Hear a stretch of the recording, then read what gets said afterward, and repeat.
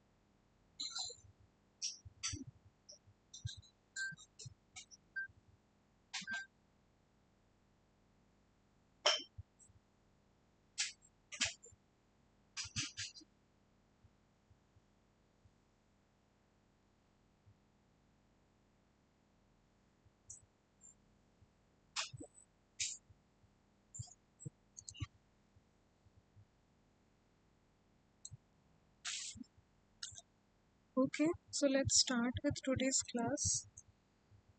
So today we are in the week 12, and today is going to be the last live session for this course, Industrial Biotechnology. And we have already finished 11 weeks of live sessions. And please keep yourselves mute.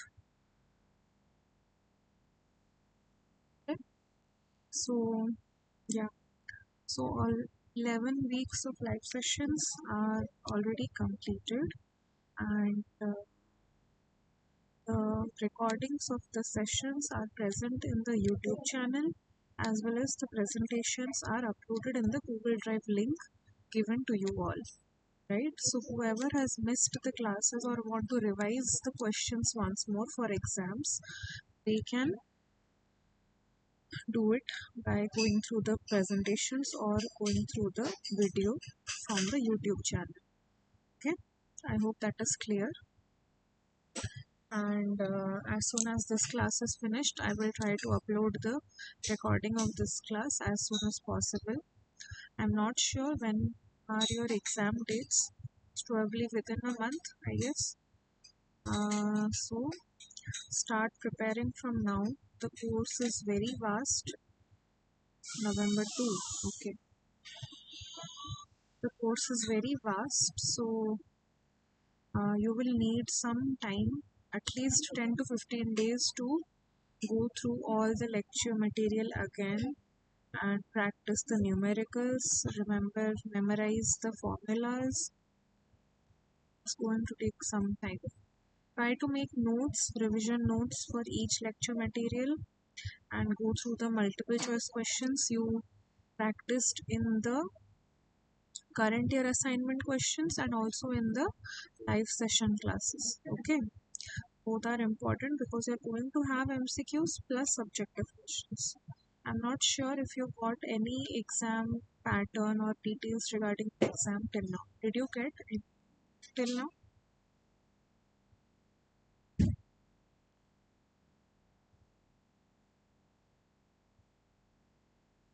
Is there any mail you got regarding the exam material or anything? Like exam pattern, not material, exam pattern, I think. But you should get, you will get, maybe after these live sessions are completed, you will be getting some kind of information regarding the exam pattern, how is it going to happen, online or offline, everything. So just wait for that. Meanwhile, keep studying, keep preparing for your exams. Okay, be thorough with the lecture material. It's computer based, it's known. So just be thorough with the material, whatever is provided to you. I know it's a very hectic material to go through everything and memorize everything. I don't think that's possible, but try to pick up the important topics of one lecture material and try to revise that. Okay? As I said in the last class, try to pick up the topics from which you got question in the assignments. Those are basically the important topics which the professor also thinks is important. And you may also get subjective questions from those topics as well. I'm not saying you to leave out other topics, but if you can't memorize everything, at least go through the topics from which your current year assignment questions came. Okay, and also the live interactive session questions. Those were also prepared based on the important topics from each material. Okay, so do that. If someone is unable to cover up everything, they should at least play smartly and cover the important ones. Okay. Okay, so that is it for your exams. We'll start with today's we'll start with today's session. So we have 12 questions and everyone knows the pattern. I will be showing you the question. You will be given around 2 to 3 minutes time for each question. Think what is the correct answer and write it down or choice in the chat box. Okay, then I will see what answer you have given and I will tell you what is the correct answer for each question and a small explanation for it. Okay, So yeah, and today is the last session. If you have any doubts regarding anything, tell me today, ask me today. If I can answer, I will answer it. If I can't answer also, you can mail me. I can reply back to you. Okay, that is also a way to contact me after this live sessions. Can still help you if I really can. Okay, so you can do that. Yeah, that's it. Let's start with the first question. Everyone, please keep yourselves mute throughout the class. Whatever you want to convey to me, or if you say something, please write it down in the chat box. I will be listening to you. Okay? Okay. Let's start with the first question of today. Which statement best describes the carbon balance in aerobic versus anaerobic microbial degradation? A. Aerobic 95% to biomass, anaerobic 50% to carbon dioxide. B. Aerobic 50% to carbon dioxide and 50% to biomass. Anaerobic 95% to biogas and 5% to biomass. C. Aerobic 60% to heat and anaerobic 40% to biogas. D. Aerobic 80% to CO2 and anaerobic 20% to biomass. These are the options. Start answering. I hope you all can see the slides and my audio is clear as well. Okay. If anyone is having any problem, just let.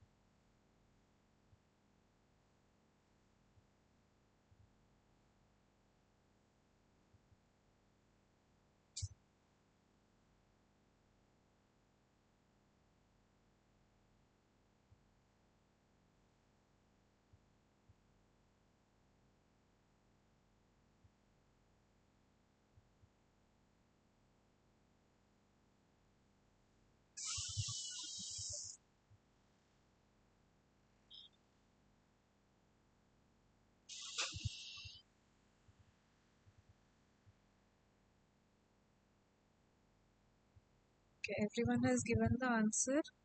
So let's see what is the correct answer. It is B. I think everyone has given a correct answer. So what is the explanation written? Under aerobic conditions, about half the organic carbon is assimilated into biomass and half oxidized to carbon dioxide. So that is what is given in B. Aerobic 50% to CO2, half, and 50% to biomass. Under anaerobic digestion, about 95% of carbon is converted to biogas as given in option B, mainly methane plus carbon dioxide, and only nearly 5% goes into microbial biomass. So this is microbial biomass, anaerobic में only 5% is gone to the microbial biomass. Okay, I hope this is clear. This was a very direct question. Moving on to the next. Which of the following statements is true regarding energy recovery in aerobic versus anaerobic degradation? Anaerobic system recover nearly 90% of energy as biomass. B. Anaerobic systems recover nearly 90% of energy in biogas form. C. Anaerobic systems have higher energy recovery efficiency. D. Both have similar energy recovery.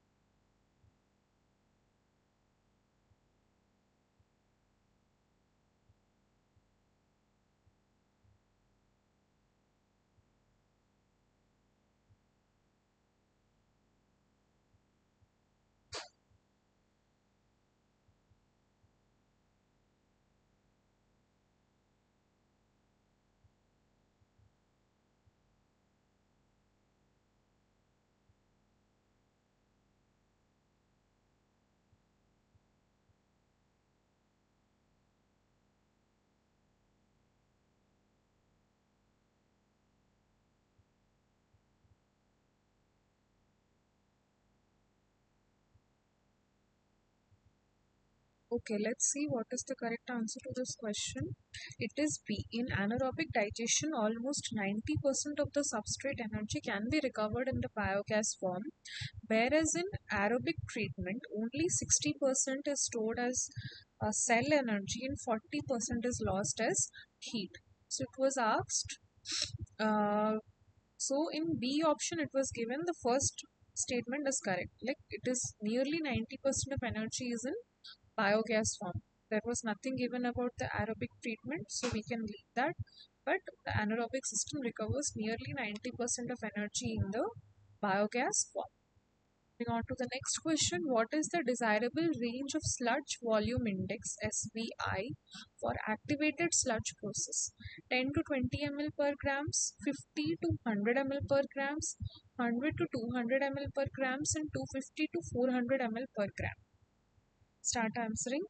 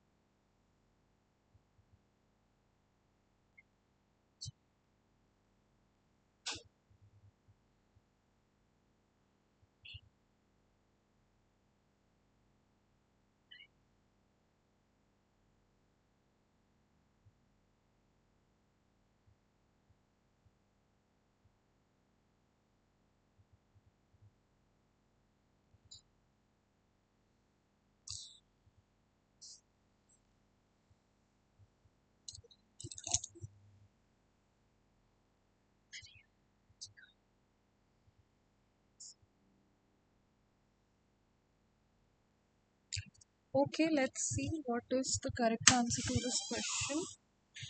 It is C. SVI, that is the sludge volume index, that is what? Volume of 1 gram suspended solid settled in 30 minutes. That is called as the sludge volume index. So, what is the desirable range? So, this SVI index indicates the sludge settling quality. The ideal range is 100 to 200 ml per grams, ensuring good flock formation and easy separation in the clarifier. Okay, so that's why the range is 100 to 200. This is a desirable range which ensures that there is good flock formation and there is easy separation in the clarifier. Okay, moving on to the next. What is the typical aeration period, that is hydraulic detention time, for an activated sludge aeration tank? 1 to 2 hours, 4 to 6 hours, 6 to 8 hours, 10 to 12 hours. Start answering.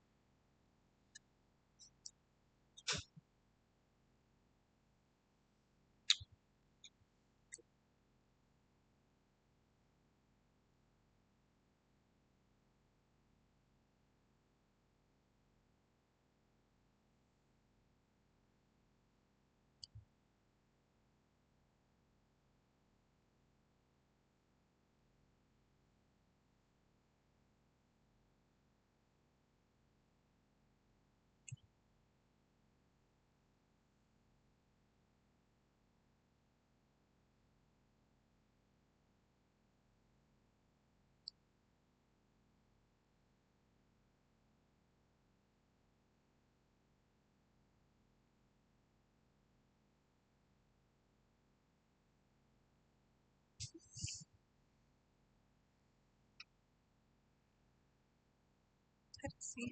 Let's see. Then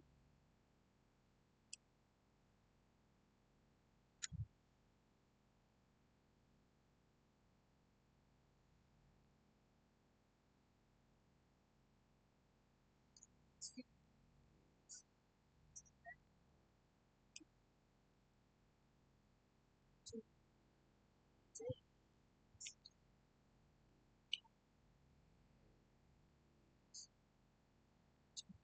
So, turn. Let's जोर से support. Red, add.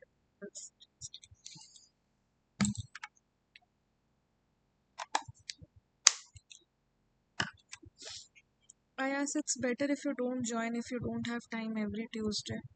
No need to come for like mere 10 to 15 minutes just for attendance. I'm not going to consider it every week. You can leave. Okay, so let's see what is the correct answer for this question. It is C. In conventional activity systems, mixed liquor is aerated for 6 to 8 hours to ensure adequate oxidation and floc development. So, what was the question? What is the typical aeration period for an activated sludge aeration tank? Actually, the 1 minute, guys. The temperature was dropped down today whole. So, if please just don't keep do the work fast. Okay. So the typical aeration period is given as 6 to 8 hours. Okay. So what happens in the conventional activated sludge systems? Mixed liquor is aerated for 6 to 8 hours. That is the optimal period which ensures that there is adequate oxidation and floc development. Okay. Moving on to the next question. Which microorganism is characteristically responsible for activated sludge floc formation? Nitrosomonas europaea, Zoologia ramigera, Methanococcus janaschi, Pseudomonas putida.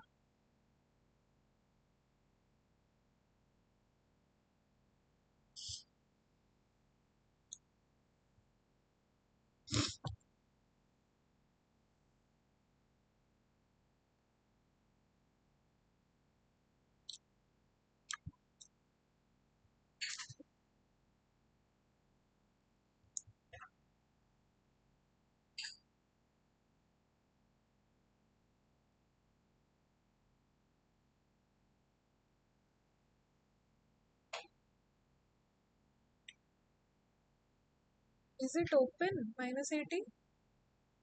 Close it because the temperature is very less.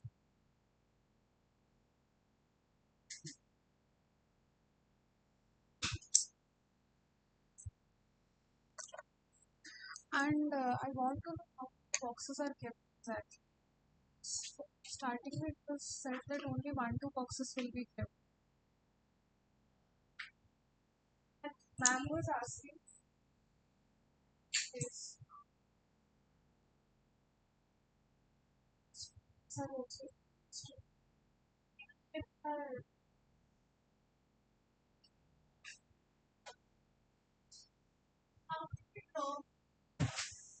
that minus 80 got switched off. I don't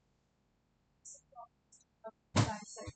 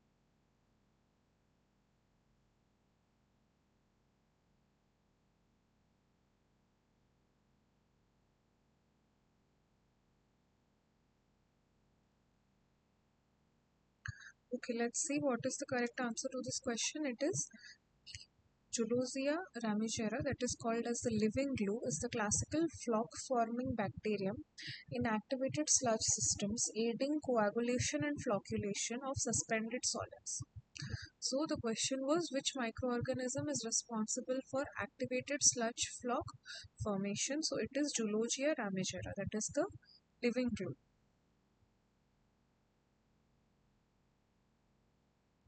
Moving on to the next question, in anaerobic digestion, which of the following is not a true stage? Hydrolysis, acidogenesis, methanogenesis, denitrification.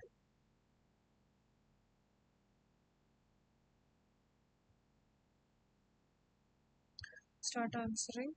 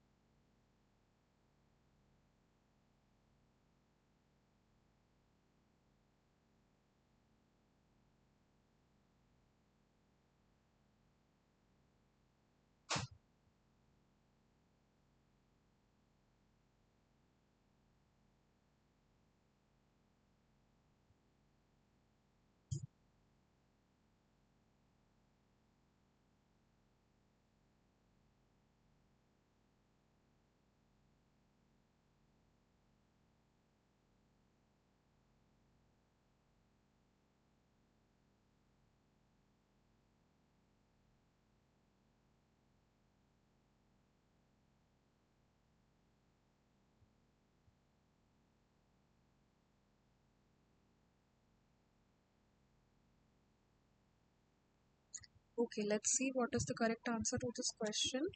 It is D. Denitrification requires nitrate and occurs under anoxic, that is not strictly anaerobic conditions. The key anaerobic digestion stages are hydrolysis, acetogenesis, and methanogenesis.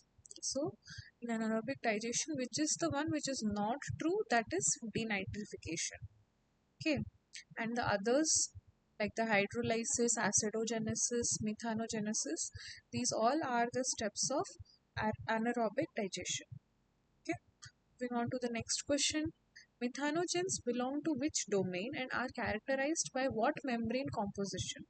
Bacteria, phospholipid bilayer with fatty acids, archaea, isoprenoid ether lipids, eukarya, sterol membranes, cyanobacteria, glycolipid membranes. Start answering.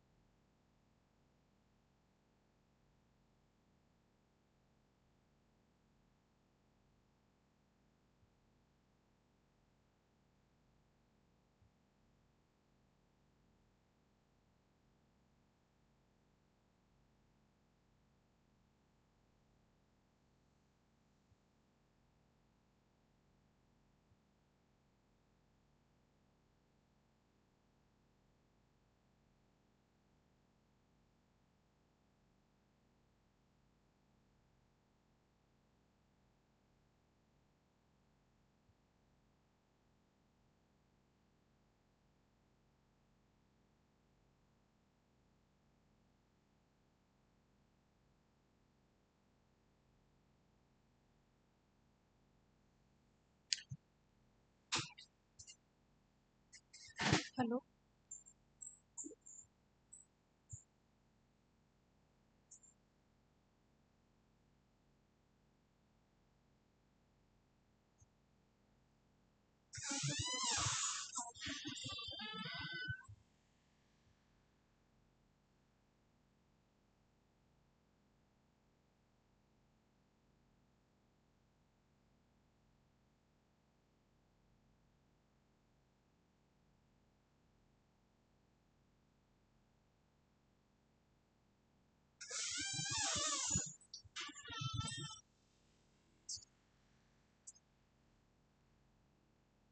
Okay, let's see what is the correct answer to this question. It is B. Methanogens are archaea, distinct from bacteria by having isoprenoid based ether lipids instead of ester linked fatty acids and lacting peptidoglycan walls. So they are considered as archaea, not bacteria. Okay, and they have these isoprenoid based ether lipids instead of the phospholipid bilayer or fatty acids, and do not have peptidoglycan walls as well. Okay, moving on to the next question. Which metabolic type of methanogen uses acetate as substrate for methane production? Carbon dioxide reducing, methylotrophic, acetic lactic, hydrogenotrophic. Please keep noting down how many correct answers and how many wrong answers you all are giving. We'll check at the end of the session. Okay.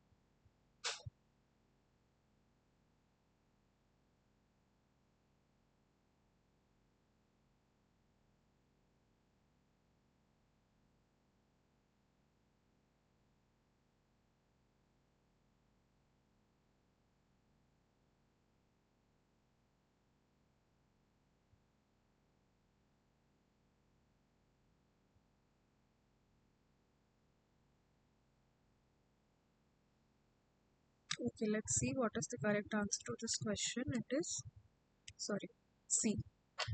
Acidic clastic methanogens, for example, methanosarcina, methanosida. So what happens? These methanogens split acetate into methane plus carbon dioxide, accounting for roughly two-thirds of biological methane generation. So the question was which metabolic type of methanogen uses acetate. So here we can see acetate as a substrate for methane production. Okay, so it is C. From the name itself, you can know. Okay. Moving on to the next question. According to stoichiometry, 1 kg BODU corresponds approximately to how much methane generation and biomethanation? zero point 0.1 kg methane, 0.25 kg methane, 0.5 kg methane, 1 kg methane. Start answering.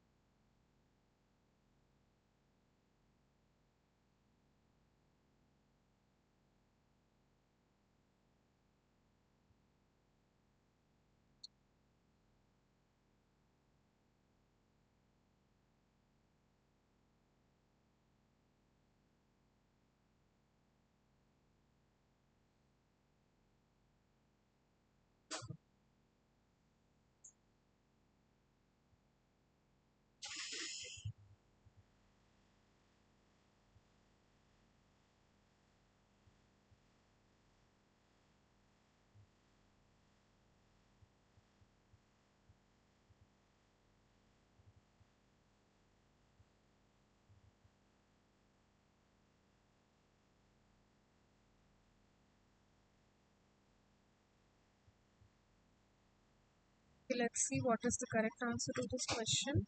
It is B. So from the relation C6H12O6 gives 3 CO2 plus 3 CH4 and 1 kg BODU nearly, which is 0.25 kg. CH4 is 0.35 meter cube CH4 at NTP, assuming efficient waste utilization. So the correct answer here is B, 0.25 kg methane. So the question was 1 kg BODU corresponds approximately to how much methane generation and biomethanation. So here you can see this is the reaction. So 1 kg BODU is nearly 0.25 kg of methane. Okay, on to the next question. Which order does not include methanogenic archaea? Methanobacteriales, methanosarcinales, methanopyrales, clostridiales. It is given does not, so focus on that and answer. Okay.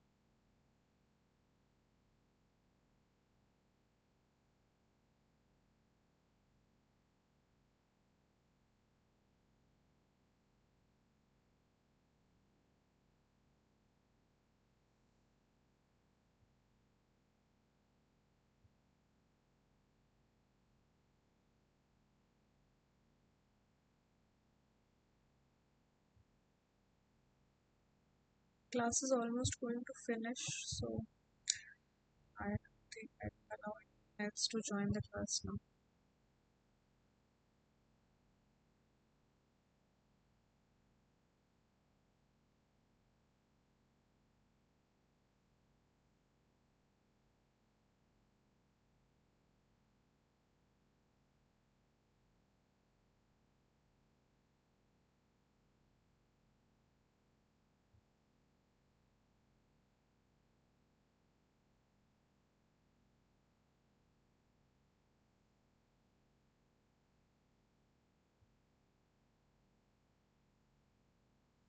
Okay, let's see what is the correct answer to this question. It is D. Clostridiols.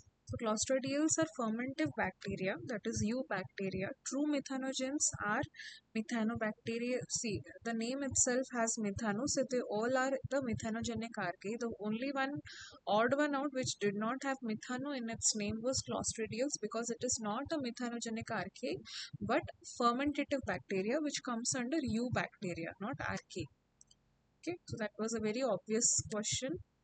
Moving on to the 11th question. In dark fermentative H2 hydrogen production, maximum hydrogen yield per mole of glucose occurs via which pathway?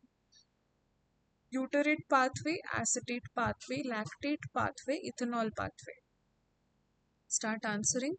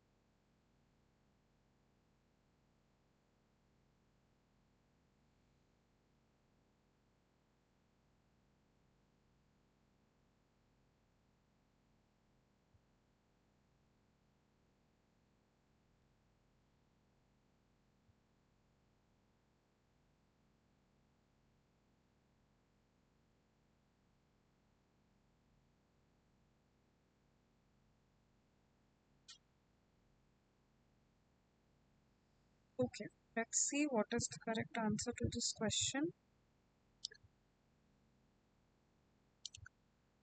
It is B. Acetate forming fermentation yields 4 moles of hydrogen per mole glucose, the theoretical maximum in dark fermentation.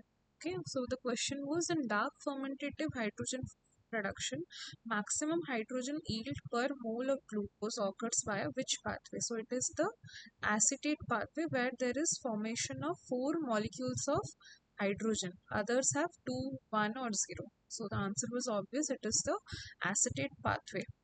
Moving on to the last question.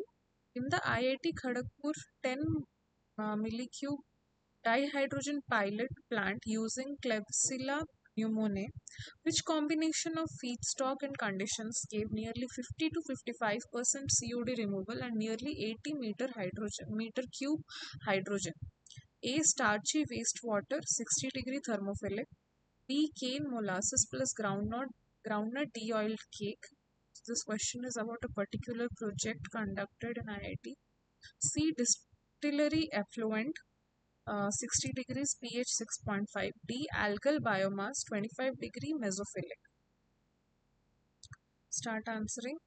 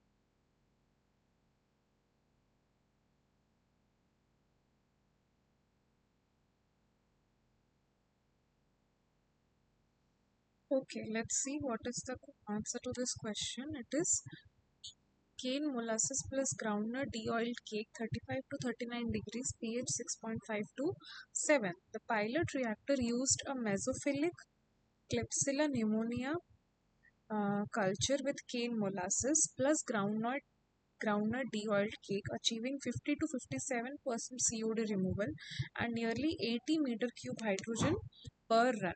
So it was the feedstock which was used was the canned molasses and groundnut de-oiled cake. Okay, I don't know if this material is present in the week. This question is from the material present in the week 12. Please check that once. Okay, I think it is there because this is a like personal project uh, question. Okay, so that was it. Let me know your scores out of 12. If anyone wants to share, you can share it.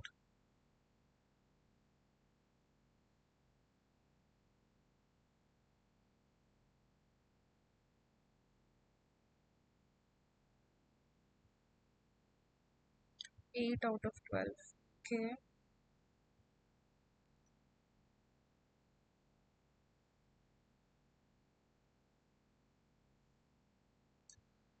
5 out of 12. Okay, so there is still scope for improvement. Uh, keep going through the lecture material. You have still have some time till your exams, around 16 to 17 days. So do not waste time, and keep revising the lecture materials every day. Keep revising the questions. And I said, if you want to study smartly, go through the topics from where you have got the MCQs. If you can't cover up everything, okay, that will also help you in fetching more than passing marks. Okay, and if you want to top, then you should go through the lecture material thoroughly. Okay,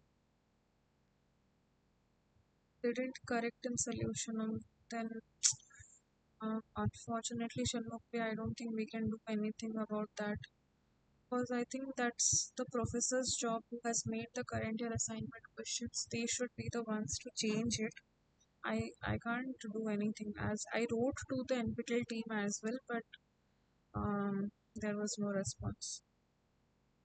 So if you are losing some marks because of the incorrect solutions given in the portal, just let it go and focus on your exam, which is upcoming exam, and because that is in your hands, and try to do better in that. And if the same questions come, the same MCQ comes, which has for which they have given the wrong answer, go with their answer only. Okay, I don't know because they have seen your explanation in the discussion forum or not.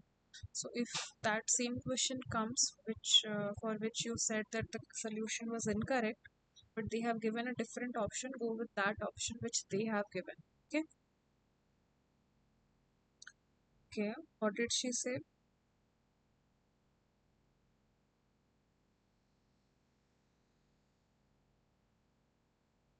Okay, she said mistakes will be corrected. Then that is great. Then you can, in the exam, then you write what you think is correct according to you.